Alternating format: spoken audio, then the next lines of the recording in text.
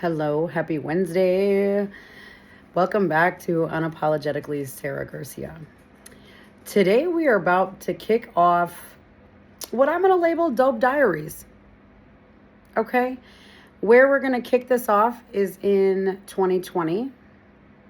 And mind you, there's no introduction that's going to be needed into this chapter, other than the fact that I'm kicking it off talking about 3 people that I have paperwork to prove that they laid me down. Now, in the lifestyle that I was living, I didn't give a shit what anybody did to me. I'm sorry for the crazy hair. I didn't give no turds, right, about what somebody did to me, because I could never wear a snitch role. Okay. But we're going to take you back to a time. So, this is your wonderful girl, Sarah. See, she was very lost. By the way, this is exactly in June of 2020. So, first story we're going to talk about, I'm going to call it out like it is. This is Perry Stone. Okay? See that? Perry Stone. So, when I tell you all, I have paperwork. Perry Stone is also known as CS Informant. Where's his number? Oh, this one doesn't give it to me. Okay, but on June 30th in 2020, the Clayton County Sheriff's Officer, Mark Cotman, who you will hear a lot about, there's another chapter for him, received information from a confidential source who indicated arrangements have been made between them and me at the time, right? Which, by the way, in the next form, I know I have it somewhere here. Anyway, this is all Perry Stone. I met him at the Dollar General, where it goes down here, right? Dollar General store located at Highway, Postville, Iowa. Y'all, when I tell you that for a gram, and I will openly share it because I got pictures of the bags too. For a gram, this guy wore a wire on me. Okay, I then observed both the CS and the female walking away from each other. Watched the female walk across the street to the scene store residence, a.k.a. Jake. Okay, he's another story. Anyway, then transported the CS back to the predetermined location. Can I just tell you guys that this is a motherfucker that is still out on parole? Like, let's show his face one more time. Do you see this? He's still on parole. He has new charges and is still able to walk around. Why? Because his tail is longer than a New York fucking rat. So anyway, went on to say he dropped him off. Okay, let's go to the next one. Now, fun fact for you. Perry fucking Stone got me on my birthday. On my birthday of July 20th, 2020, right? I sold him 2.5 grams for $200. Now, I will openly talk about this because we have paperwork. I'm found guilty of it. Don't come for me. So, anyway, I can break down this. I'm going to break down the story of what happened that day. That's my birthday, which, by the way, we have a picture of me that day. Anyway, hang on. So, that day is my birthday, and it was 2 days after my friend Donna's birthday, which I have a picture of Donna. You'll see in a little bit. That day, I met up with him in Lawena, Iowa, okay?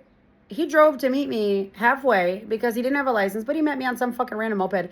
Got me on audio talking about shit that, what the fuck, dude? And mind you, I don't really fuck with this dude. I was just dumb. I was at the end of my relationship in the domestic abuse relationship that you'll later on hear about. Like, I was just doing whatever I could to make ends meet so I wouldn't get my ass beat type shit. And they, for 2.5 grams, you got me a felony? Anyway, so I got him for the 2.5 grams, though he paid me $200. Anyway, long story short, I pulled up in Jake's Jeep Cherokee, license plate GKF055. There's a fun, juicy story about that later on about Chicago in 2020. But anywho, so long story short, he got me on my birthday. So I will never forget you, Perry Stone.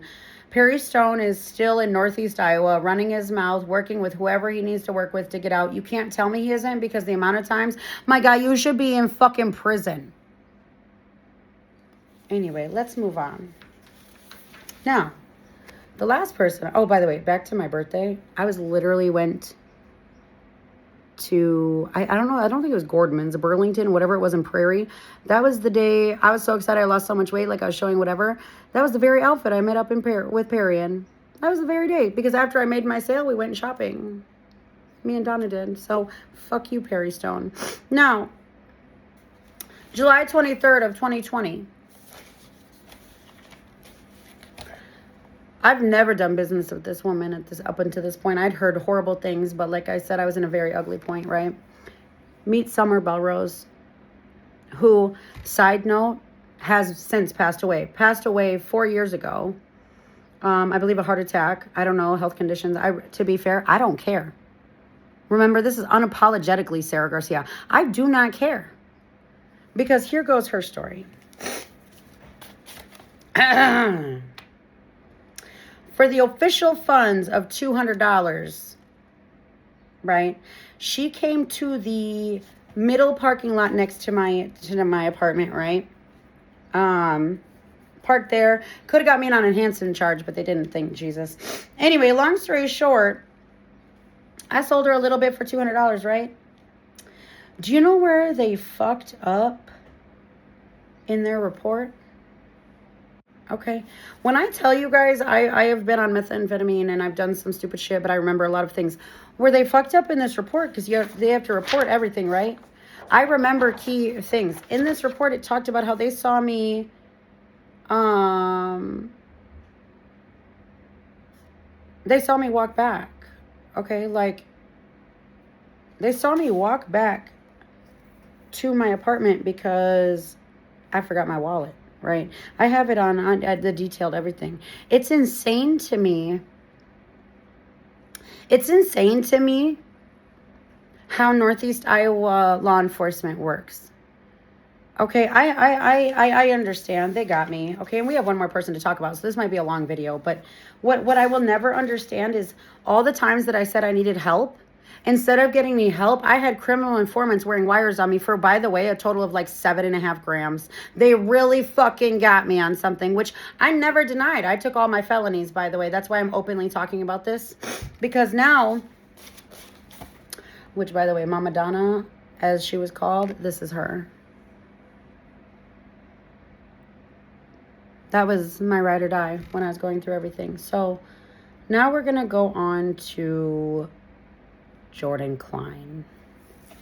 Now, as you guys can see, like, this paperwork for these, like, this is the short one that I got when I was charged. This is 2 pages, right?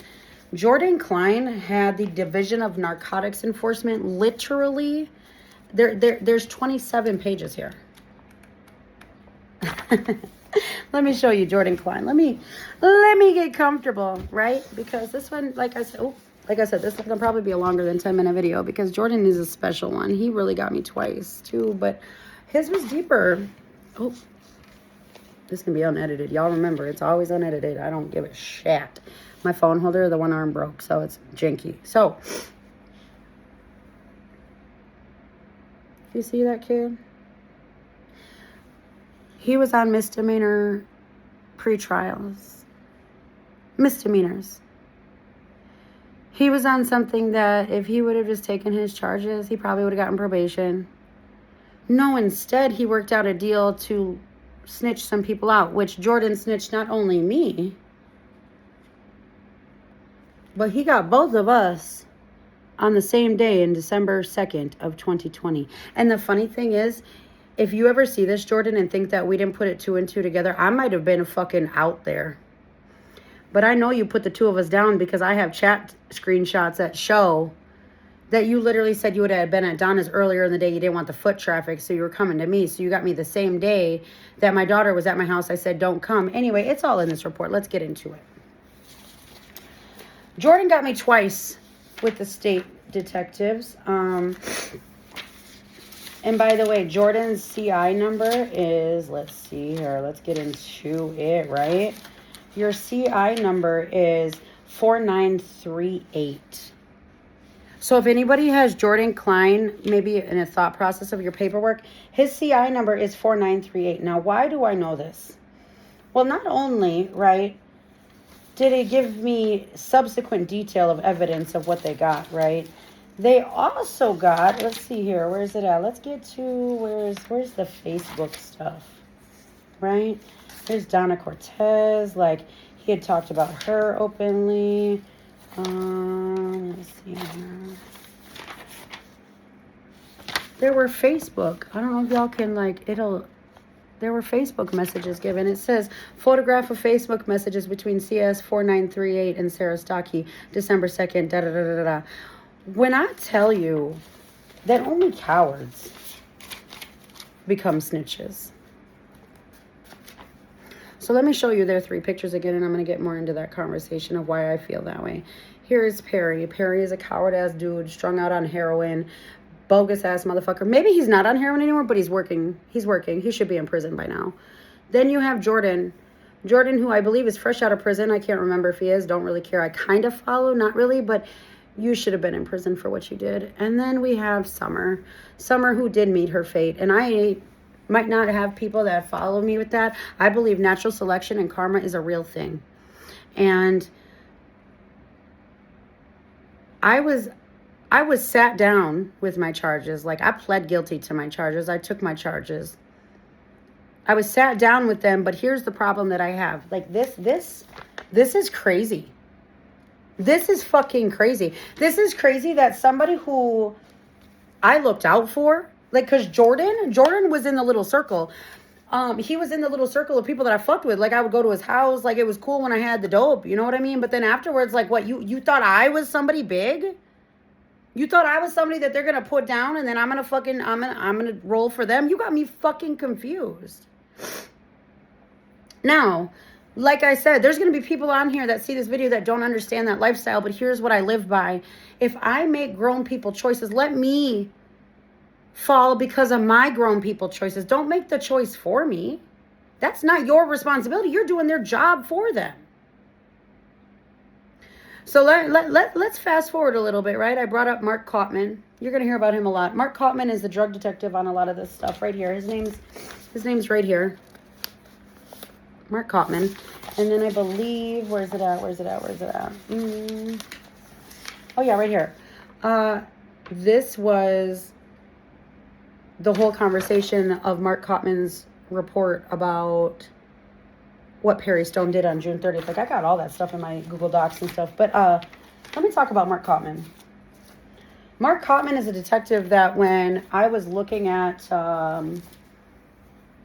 I the one and only time that I called for help, my guy at the time, my ex, he beat the fuck out of me, which you guys, that's a whole nother thing. But I called the cops, and crazy enough, I live in a small town where, like, the town cop should have gotten to me first. But the drug detective, Mark Kaufman, got to me from a 25-mile away location, right? Like, that's fucking crazy. Then Postville PD pulled up.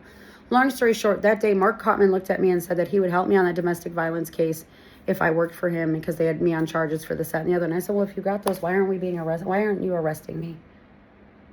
Like, I don't know who the fuck you're talking to. I don't know who you think what I know. I called you on a domestic. Long story short, he got out.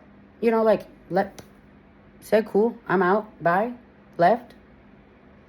Postal PD took the report, but then like 2 weeks later, here comes Mark Kaufman harassing me on my phone call and, hey, if you work with us, fuck you, dude, come get me. He did. September 6th. So what I want you guys to understand for me while I go through this, anything that I talk on here, I've lived. I have receipts for everything. I have pictures of the dope bags.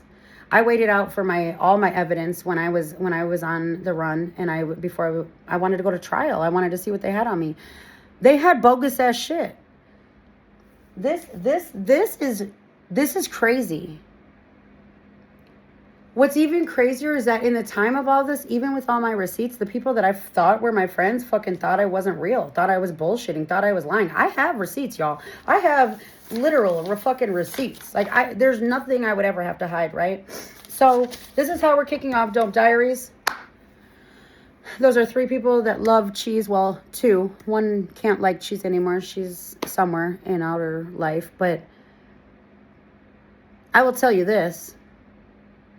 I was guilty of all the shit. That's the difference in my character and their character. I didn't go on the run because I'm a coward. I went on the run because I was 11 days sober, fresh out of jail, was going to go to rehab, and my PO from Northeast Iowa said, no, we're going to pull your pre-trials. So the difference between the people in that paperwork that wore a wire on me and me, my name isn't on anybody's paperwork. No, the only one you'll see my name on is when I called the cops on my ex for almost killing me. Did. And he did. That'll be another podcast. This one went longer than normal. I just really wanted to drop a really juicy one with all the pictures, with all the info, with fuck them. I'm not saving face. I'm not doing CS Informant 4938. Fuck you all. You're doing the same shit.